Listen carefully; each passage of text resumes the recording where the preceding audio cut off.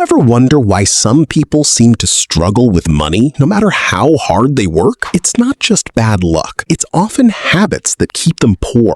Today, we're diving into 5 habits that make you poor and how to fix them. Habit number 1, living beyond your means. Spending more than you earn is like trying to fill a bucket with a hole in it. Warren Buffett once said, "Do not save what is left after spending, but spend what is left after saving." Fix. Start budgeting. Track every dollar and focus on saving first. Even saving 10% of your income consistently makes a huge difference over time. Habit number 2, ignoring investments. Relying solely on your salary is a trap. Fix. Learn about simple investments, stocks, index funds, or retirement accounts. Start small and let compounding do the magic. Habit number 3, impulse buying. Buying on a whim feels good until the bills arrive. According to research, Americans spend over $1,200 per year on unnecessary impulse purchases. Fix. Wait 24 hours before buying non-essential items. Ask yourself, do I really need this? You'll be surprised how many purchases you skip. Habit number 4, not having an emergency fund. Life is unpredictable.